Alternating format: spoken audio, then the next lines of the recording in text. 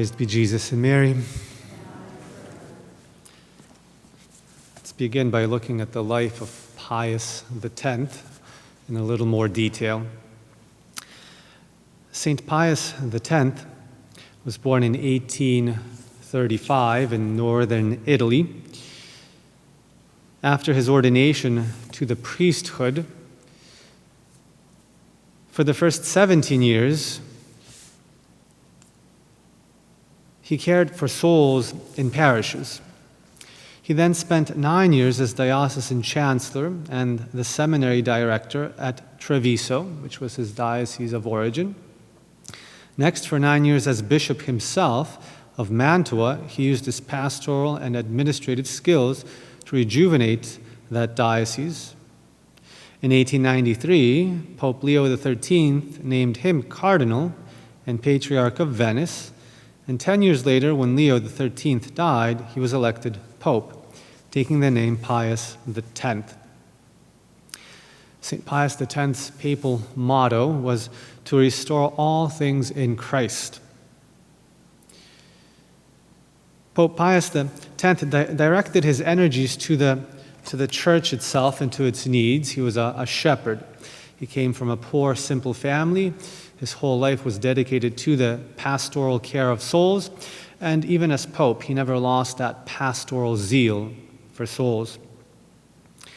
He sponsored a reform of church music that gave impetus to the liturgical movement, for example.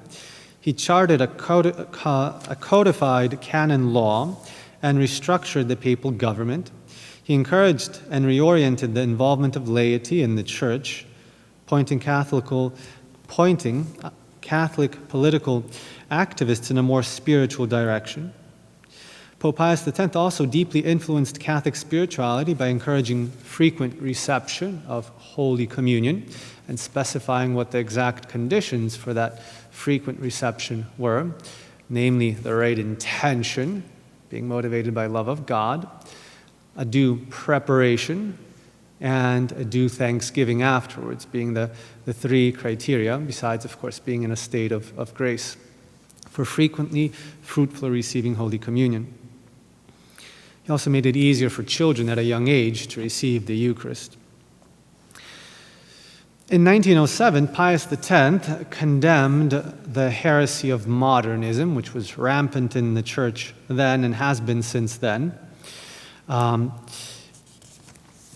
In 1910, in fact, he required all priests teaching theology or engaged in pastoral ministry to take an anti-modernist oath. This modernism was a heresy which in all ways tried to compromise Catholic teaching and make it agree with the errors of the time, the errors of 1910 and then the errors of 1925 and 1950, 1975, 2000, 2020. It's an era that we've been facing since Pius X. A washing down of doctrine to make it agree with the errors of the time, whatever those errors might be, those of 1910 and those of today. Pius X worked hard also diplomatically to avert World War I, but lived just long enough to see his efforts frustrated. He died on August the 20th, 1914, a few days after the war broke out.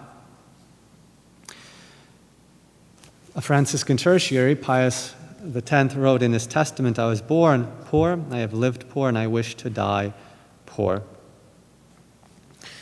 Such was the life of this great saint and pope. And just the one takeaway, I think, for us to orient, I guess, our being Catholic in 2019 is that we must notice that Pius X was able to reform the church because he himself was reformed.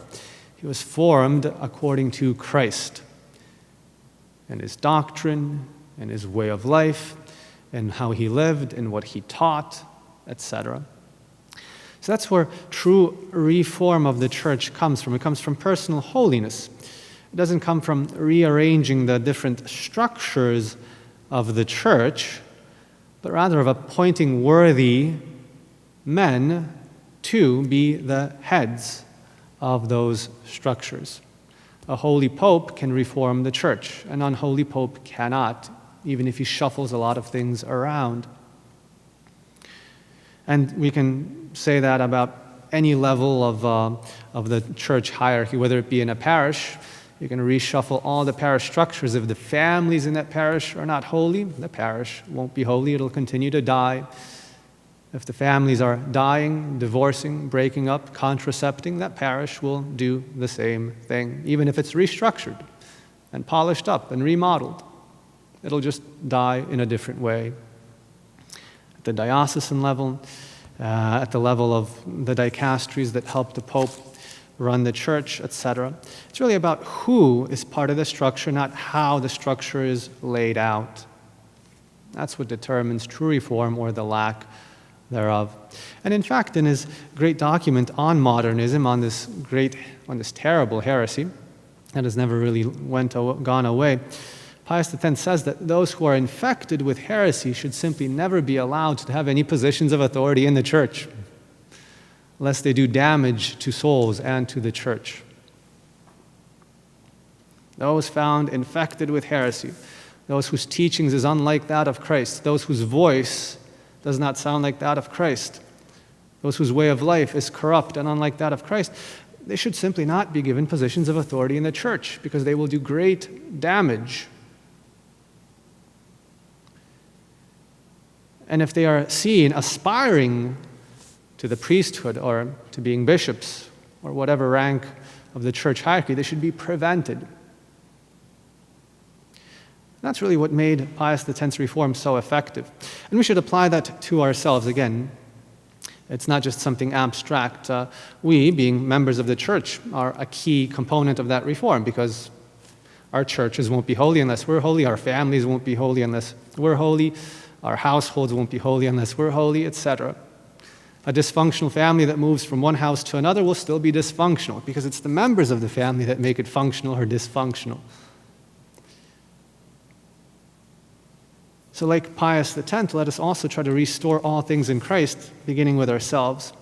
And let us turn to Our Lady, who shapes us in the form of Christ, who is the mold of Christ, and pray to her to be contributors to the true reform of the church by seeking holiness, by being shaped and formed according to Christ, according to our Lord, according to his pattern of life and holiness, which is the only example that we should follow.